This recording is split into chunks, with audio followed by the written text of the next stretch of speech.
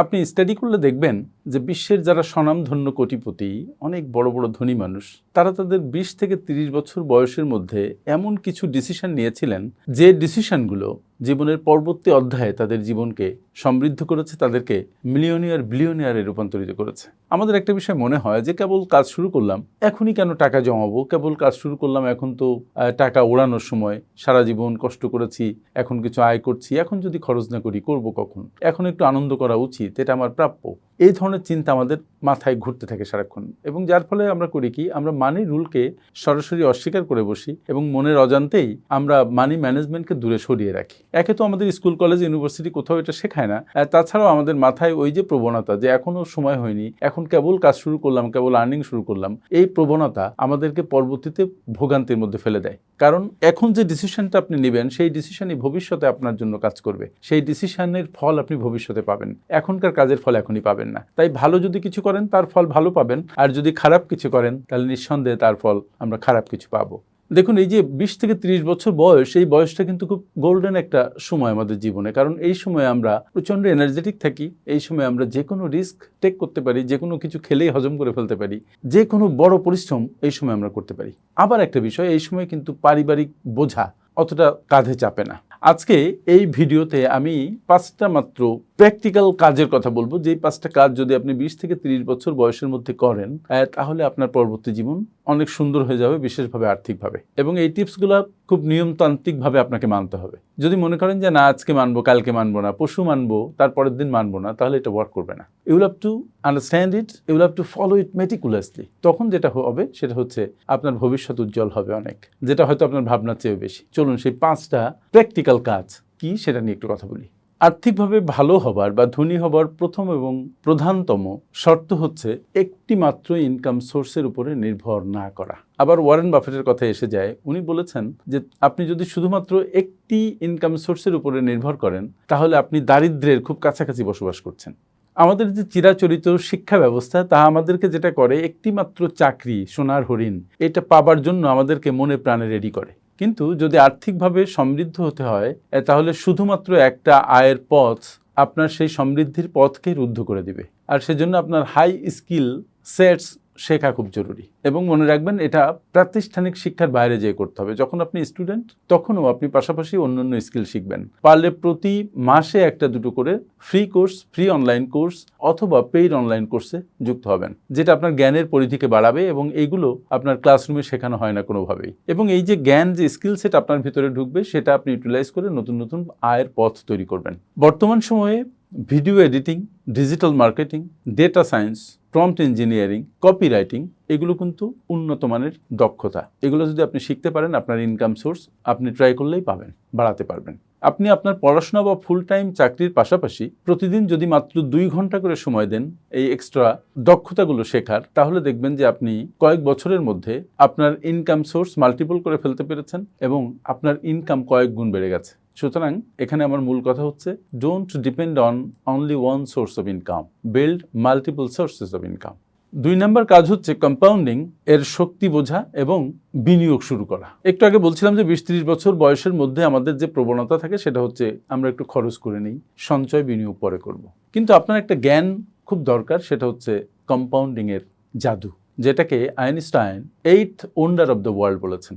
তার মানে যদি আপনি ইন্টারেস্ট বা প্রফিট বা ডিভিডেন্ড যাই পান না কেন, এবং সেটা যদি প্রতিবার রিইনভেস্ট করতে থাকেন ফর এ লং টাইম, এবং প্রিন্সিপালটাকে যদি আপনি উঠিয়ে না ফেলেন, তাহলে আলটিমেটলি কম্পাউন্ডিং ইন্টারেস্ট বা কম্পাউন্ডিং প্রফিট আপনাকে এত বেশি লাভবান করে দিবে, যেটা আপনার কল্পনার বাইরে। বাট স্বল্প সময়ে কম্পাউন্ডিংয়ের জাদু আমরা দেখতে পাই না। যারা কম বয়সে সঞ্চয় এবং বিনিয়োগ করা শুরু করে এবং কন্টিনিউয়াসলি, পারসিস্টেন্টলি এটা নিয়মিতভাবে করতে থাকে এবং লম্বা সময় ধরে করতে থাকে, তাদের কখনোই লিকুইডিটি ক্রাইসিস হয় না। মূলত ব্যাপারটা কিন্তু এরকম না যে এই মাসে আপনি 10,000 টাকা সেভ করলেন, পরের মাসে করলেন না, তার পরের মাসে আবার 20,000 করলেন। এটাকে আমি এনকারেজ করছি না। আমি বলছি যে প্রত্যেক মাসে অল্প হলেও সেটা আপনি সেভিংস বা বিনিয়োগ করবেন, মূলত বিনিয়োগ করবেন। এই যে কন্টিনিউইটি, এটা একটা আর্থিক ডিসিপ্লিন তৈরি করে এবং আপনার আজে বাজে খরচ আপনার জীবন থেকে বিদায় নেয়। আপনি শুধু সেই খরচগুলোই করতে উৎসাহী হন যে খরচগুলো আপনার একান্তই করা দরকার, আর সেই খরচগুলো আপনি এড়িয়ে চলতে পারেন যে খরচগুলো আপনার না করলেও চলে। তাই বিনিয়োগের প্রতি ফোকাস এটা মাল্টিপল ওয়েজে আপনার জীবনে ভ্যালু অ্যাড করে, আপনাকে ফিনান্সিয়ালি মোর ডিসিপ্লিন করে এবং ভবিষ্যতে আপনাকে ফিনান্সিয়ালি ফ্রি করতে দারুণভাবে সহায়তা করে। ধরুন 20 বছর বয়সে যদি আপনি 1 লাখ টাকা সঞ্চয় করে 60 বছর বয়স পর্যন্ত সেই টাকা না ওঠান, আপনি যে রিটার্ন পাবেন 40 বছর বয়সে 3 লাখ টাকা সঞ্চয় করে 60 বছর বয়স পর্যন্ত ওয়েট করলে সেই পরিমাণ রিটার্ন আপনি পাবেন না। সময়ের একটা দুর্দান্ত ইম্প্যাক্ট আছে, এটাই হচ্ছে মূলত কম্পাউন্ডিং ইফেক্ট। এখানে আমার বলার কথা হচ্ছে, আপনি যদি আয় শুরু করে থাকেন, আপনার 20 থেকে 30 বছরের মধ্যে যদি আপনার বয়স হয়, তাহলে প্রতি মাসে আপনি আয়ের একটা অংশ সঞ্চয় করতে থাকুন এবং বিনিয়োগ করতে থাকুন। তবে হ্যাঁ, ভুলবেন না যে আপনার একটা ইমার্জেন্সি ফান্ড লাগবে মিনিমাম 6 মান্থসের। এই বিনিয়োগ আপনি করতে থাকবেন, কন্টিনিউ করতে থাকবেন এবং এখান থেকে টাকা উঠিয়ে অন্য কোনো পারপাজে আর খরচ করবেন না। যেহেতু আপনার ইমার্জেন্সি ফান্ড থাকবে, সুতরাং বিপদ হলে আপনি সেখান থেকে টান দিবেন, কিন্তু বিনিয়োগ ভাঙিয়ে খাবেন না। তাহলে দেখবেন 60 বছর বয়সে যে আপনি ফিনান্সিয়ালি দুর্দান্তভাবে ফ্রি হয়ে গেছেন। 3 নম্বর কাজ হচ্ছে লাইফস্টাইল ইনফ্লেশন এড়ানো এবং লায়াবিলিটি পরিমিত রাখা বা এড়িয়ে চলা। 3 নম্বর যে কাজটা আমি বললাম, লাইফস্টাইল ইনফ্লেশনকে নিয়ন্ত্রণ করা, এটা খুব কঠিন একটা কাজ। আমাদের দেখবেন সবার মধ্যে একটা প্রবণতা তৈরি হয় যে আমার ইনকাম বেড়েছে, প্রমোশন হয়েছে, সুতরাং আমার বাসাটা চেঞ্জ করতে হবে, আমার একটা নতুন গাড়ি কিনতে হবে, আমি আগে 1200 স্কোয়ার ফিটের অ্যাপার্টমেন্টে থাকতাম, এখন আমার 1800 স্কোয়ার ফিটের অ্যাপার্টমেন্টে থাকতে হবে। এরকম নানাবিধ বিষয় আমাদের মনের মধ্যে চলে আসে। তার মানে আপনার আয় বাড়ার সাথে সাথে আপনি খরচ বাড়িয়ে দিচ্ছেন। কখনো কখনো আয় যে রেশিওতে বাড়ছে, খরচ তার চেয়ে বেশি রেশিওতে বাড়াচ্ছেন। এটাই মূলত লাইফস্টাইল ইনফ্লেশন। এটাকে আমি নিয়ন্ত্রণ করতে বলছি, কারণ লাইফস্টাইল ইনফ্লেশন যদি আপনি নিয়ন্ত্রণ করতে না পারেন, তাহলে আপনি খুব বিপদের মধ্যে পড়ে যাবেন এবং অধিকাংশ মানুষ তাই পড়ে, কিন্তু পড়ার আগে এটা বুঝে না, বিপদে পড়ার পরে তখন তারা বুঝে যে আল্লাহ রে, এটা তো করা ঠিক করি নেই। তাই যখনই আপনার কোনো ইনকাম বাড়ে বা কোনো ইনক্রিমেন্ট হয়, তখন ওই প্রপোর্শনে আপনি আপনার এক্সপেন্ডিচারকে বাড়াবেন না, রাদার ওই প্রপোর্শনে আপনি আপনার সেভিংস অ্যান্ড ইনভেস্টমেন্টকে বাড়াবেন, কিন্তু খরচটা আগের প্রপোর্শনে রাখার চেষ্টা করবেন। যদিও কঠিন, বাট অসম্ভব নয়। আর একটা কথা আমি বলেছি, লায়াবিলিটি পরিমিত রাখা বা এড়িয়ে চলা। লায়াবিলিটি বিশেষ করে সুদ বেসড লায়াবিলিটি, যেটা যে হাই ইন্টারেস্ট বেসড লায়াবিলিটি, আপনি লোন নিলেন অনেক সুদে, ক্রেডিট কার্ডের লোন নিলেন, এটার অনেক ইন্টারেস্ট আপনাকে দিতে হয়। এটা থেকে দূরে থাকা যায় কিভাবে, বা কম লায়াবিলিটির মধ্যে থাকা যায় কিভাবে, সেই প্র্যাকটিস ছোটবেলা থেকে করতে হবে, অল্প বয়স থেকে করতে হবে। তাহলে যেটা হবে সেটা হচ্ছে আপনি পরিমিত জীবনবোধ শিখবেন এবং লায়াবিলিটিকে না বলতে শিখবেন। আর অ্যাসেট আর লায়াবিলিটির মধ্যে একটা পার্থক্য আছে, এটা আপনাকে বুঝতে শিখতে হবে। অ্যাসেট হচ্ছে সেটা যেটা আপনার জীবনে টাকা নিয়ে আসে, আর লায়াবিলিটি হচ্ছে সেটা যেটা আপনার মানে জীবন থেকে টাকা বের করে নিয়ে যায়। তাই অনেকক্ষণ আমরা অ্যাসেটকে মনে করি লায়াবিলিটি, আবার লায়াবিলিটিকে মনে করি অ্যাসেট। বিশেষ করে লায়াবিলিটিকে আমরা অ্যাসেট মনে করি। যেমন আমরা যে গাড়ি ব্যবহার করি, এটা লোন নিয়ে, সেটা মনে করি আমাদের অ্যাসেট, বাট এটা একটা বড় লায়াবিলিটি। যে বাড়ি আমরা কিনি লোন নিয়ে, এটা আমাদের বড় একটা লায়াবিলিটি, কারণ যে টাকা আমার পকেট থেকে বের হয়ে যায়, তার চেয়ে অনেক কম টাকা আমার পকেটে ঢুকে যদি আমি সেটা ব্যবহার করি। তো ফলে এই বয়সে অ্যাসেট লায়াবিলিটির পার্থক্য এবং ঋণ নিয়ন্ত্রণ করা এবং লাইফস্টাইল ইনফ্লেশন থেকে দূরে থাকা অন্যতম বড় একটা কাজ হবে। নিজের উপর বিনিয়োগ করা এবং নেটওয়ার্ক তৈরি করা। দেখুন, পৃথিবীতে যত ধরনের বিনিয়োগ আছে, আমাকে যদি জিজ্ঞেস করেন যে সবচাইতে গুরুত্বপূর্ণ বিনিয়োগ কোনটা, সেক্ষেত্রে আমি বলবো সবচাইতে গুরুত্বপূর্ণ বিনিয়োগ হচ্ছে আপনার নিজের উপরে বিনিয়োগ করা। কারণ শেয়ার মার্কেটে আপনি ইনভেস্ট করলে হয়তো 15% রিটার্ন পেতে পারেন, বা অন্য কোথাও ইনভেস্ট করলে হয়তো আপনি 20% রিটার্ন পেতে পারেন, কিন্তু নিজের উপরে ইনভেস্ট করলে সারা জীবন ধরে আপনি রিটার্ন পেতে পারেন এবং এটা কোনো পার্সেন্টেজ দিয়ে আপনি মিলাতে পারবেন না। কখনো 100%, কখনো 500%, কখনো 1000%। এবং অন্য সব বিনিয়োগ ধ্বংস হয়ে যেতে পারে, কিন্তু আপনার নিজের উপরে বিনিয়োগ কখনো ধ্বংসপ্রাপ্ত হয় না। এটা আপনাকে উন্নত করে প্রতি মুহূর্তে। তাই 30 বছর বয়সের আগে ঘন্টার পর ঘন্টা নেটফ্লিক্স, মোবাইল, টেলিভিশন, ল্যাপটপ এগুলোতে আমরা কাটাই, বন্ধুবান্ধবদের সাথে আড্ডা মেরে ব্যয় করি। কিন্তু এই সময়ে সবচেয়ে বড় সময় নিজেকে গঠন করার, নিজের উপরে বিনিয়োগ করার। যদি প্রতিদিন 1-2 ঘন্টা আপনি পড়াশোনা করেন বা কোনো স্কিল ডেভেলপমেন্টে কাজ করেন, তাহলে আস্তে আস্তে আপনি একটা দুর্দান্ত মানুষে পরিণত হবেন, পরিবর্তিত মানুষে পরিবর্তন হবেন। প্রতিদিন যদি নিজেকে নতুন নতুন ইনপুট দেন, তাহলে গতকাল যা ছিলেন আজকে আপনি তা থাকবেন না। বিশেষ করে ইয়াং বয়সে এনার্জিটা নিজেকে বিল্ড করার দিকেই ব্যয় করা দরকার। কিন্তু আমরা যেটা করি, আমরা শরীরটাকে নষ্ট করি অন্যদিকে, যেটা আমাদের জীবনে বিশেষ কোনো কাজে লাগে না। আর এর পাশাপাশি একটা কথা আমি বলেছি যে আপনি আপনার নেটওয়ার্কিং তৈরি করবেন। এই বয়সটা নেটওয়ার্কিং তৈরি করার বয়স। যার সাথে আপনার পরিচয় হচ্ছে, তার সম্পর্কে আপনি তথ্য নিন, তার বিষয়, তার তথ্যাদি আপনি আপনার নোটবুকে রাখুন বা এক্সেল শিট করে সেখানে রাখুন, এবং তার সাথে কোন রেফারেন্সে পরিচয় হয়েছিল সেটাও আপনি নোটে রাখুন, এবং আপনি কারণে অকারণে তাদের সাথে যোগাযোগ মেনটেন করুন। নেটওয়ার্ক তৈরি করা একটা জিনিস, কিন্তু সেই নেটওয়ার্কটাকে মেনটেন করা সবচেয়ে কঠিন কাজ, এবং নেটওয়ার্ক থেকে ফল বের করে নিয়ে আসা আরও কঠিন। তাই নেটওয়ার্ককে আমরা নেটওয়ার্ক বলি বটে, কিন্তু it is not that easy. কিন্তু আপনি যদি সচেতনভাবে আপনার নেটওয়ার্ককে ব্যবহার করেন, তাহলে এটা আবার সহজ। আর আপনি খেয়াল করবেন যে আপনি কাদের সাথে চলছেন। আপনি যাদের সাথে চলবেন, তাদের ইম্প্যাক্ট আপনার জীবনে দুর্দান্তভাবে কাজে লাগবে। আপনি যদি 5 জন নষ্ট মানুষের সাথে চলেন তাহলে ষষ্ঠ নষ্ট মানুষ আপনি হবেন। যদি আপনি 5 জন ভালো মানুষের সাথে চলেন ষষ্ঠ ভালো মানুষ আপনি হবেন। যদি আপনি 5 জন ধনী মানুষের সাথে চলেন ষষ্ঠ ধনী মানুষ আপনি হবেন। যদি আপনি 5 জন দরিদ্র মানুষের সাথে চলেন, চিন্তায় দরিদ্র মানুষের সাথে চলেন, তাহলে ষষ্ঠ চিন্তায় দরিদ্র এবং আর্থিকভাবে দরিদ্র মানুষ আপনি হবেন। সো নেটওয়ার্কিং এর ক্ষেত্রে এটা আপনি মনে রাখবেন যে কাদের সাথে আপনি সম্পর্কটা মেনটেন করবেন। সবার সাথে পরিচয় হলেই তার সাথে সম্পর্ক মেনটেন করতে হবে, ব্যাপারটা এমন নয়। আপনার মেধা, আপনার বুদ্ধি, আপনার প্রজ্ঞার ক্ষেত্রে কাজে লাগাতে হবে। 5 নম্বর কাজ হচ্ছে ব্যর্থতার ভয় শরীর থেকে ঝেড়ে ফেলতে হবে, মন থেকে ঝেড়ে ফেলতে হবে এবং বড় ঝুঁকি নেওয়ার অভ্যাস করতে হবে।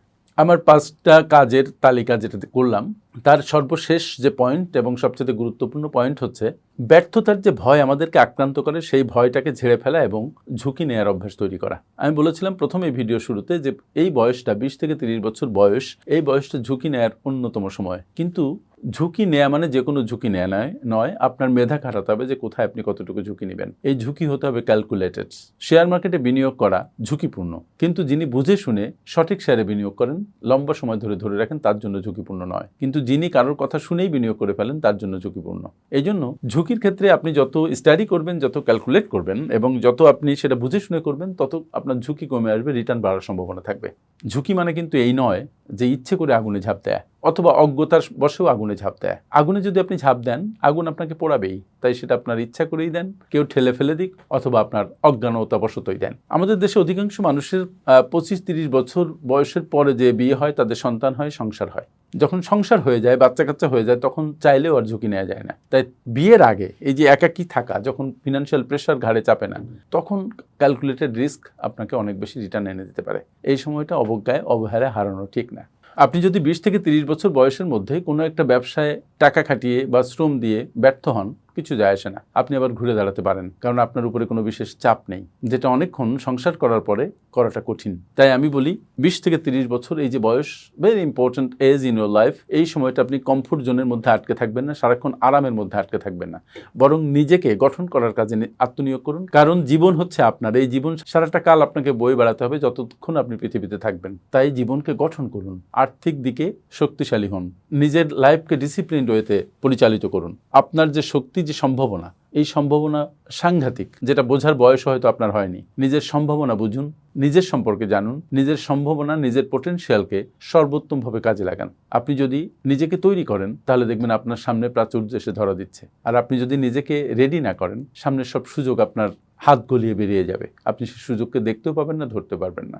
বন্ধুরা, যারা ধনী হয়েছে, আর্থিকভাবে সমৃদ্ধ হয়েছে, তারা আপনার আমার চাইতে অনেক বেশি মেধাবী, কথাটা ঠিক নয়, বাট তারা অনেক ডিসিপ্লিনড। তারা নিজের আয়ের চাইতে ব্যয় বেশি করে না। তারা নিজের জীবনের উপরে, নিজের মনের উপরে নিয়ন্ত্রণ প্রতিষ্ঠা করে, নিজের সম্ভাবনাকে সমৃদ্ধির দিকে টেনে নিয়ে যায়, নিজের শক্তিকে অকাজে নষ্ট করে না। যারা তারা সফল হয়েছে তাদের অভ্যাস, সঠিক সিদ্ধান্ত এবং নিয়মানুবর্তিতার কারণে। 30 বছর বয়সের আগে আপনি যদি নিজের আয়ের উৎস বাড়াতে পারেন, কম্পাউন্ডিংয়ের সুবিধা নিতে পারেন, লাইফস্টাইল ইনফ্লেশনটাকে নিয়ন্ত্রণ করতে পারেন এবং সঠিক সময়ে সঠিক ঝুঁকি নিতে পারেন, তাহলে আমি গ্যারান্টি দিয়ে বলতে পারি আপনার বয়স 30 পার হওয়ার আগেই আপনি নিজেকে এই সমাজের আপনার বয়সী অন্য ছেলে মেয়েদের চাইতে শীর্ষে আবিষ্কার করবেন। আপনি হবেন একজন অদ্বিতীয় ব্যক্তি, অনুপম ব্যক্তি, অপূর্ব ব্যক্তি।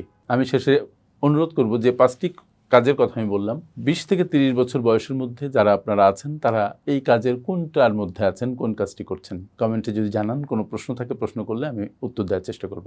আজকে এই পর্যন্ত, দেখা হবে আবারও। নিজের সঞ্চয় এবং বিনিয়োগ হ্যাবিট বজায় রাখুন, আর সবচেয়ে বড় কথা, নিজের উপরে বিনিয়োগ করা বন্ধ করবেন না। আমার সাথে এতক্ষণ থাকার জন্য অনেক অনেক ধন্যবাদ। আসসালামু আলাইকুম।